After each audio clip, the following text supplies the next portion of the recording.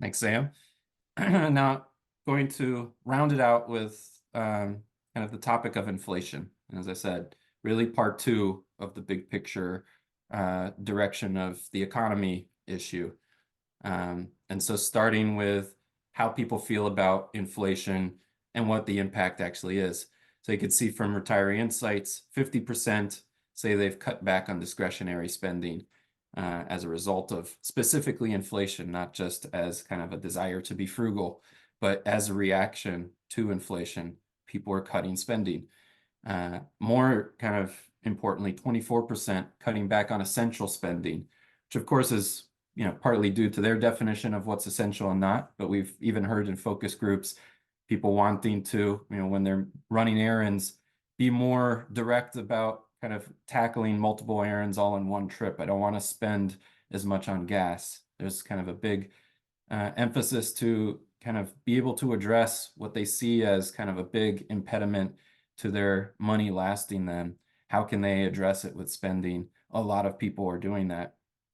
It's also the case that inflation is on the downward trend as a worry, which is nice, down from 79% to 72%. But that's not too far down from in comparison to where things have been, right? That's just down from last year. And it's also the case that this still ranks as the #2 worry that people have overall. Even if politics kind of takes the #1 spot, inflation is still very present in people's minds, even when things kind of improve with kind of the literal CPI inflation that we are kind of measuring and tracking as an industry and as people monitoring it do. It's also the case that people who don't feel confident in their ability to live comfortably in retirement, in large part, blame inflation. So on the right, this is from our retirement confidence survey. What's #1 among retirees as a reason they don't feel confident? Inflation by a large margin. 42% say that's the reason. Only 25% say it's because they don't have enough savings, right? That's kind of a very informative difference there. These two things are very linked, how much your money is going to last. And yet it's the inflation that they feel like is kind of causing the problem, not that they didn't save enough, but that inflation is kind of hurting the ability of that money to last them. It's also the case that we're actually responding to inflation more strongly than economists would predict. So this is a complicated chart.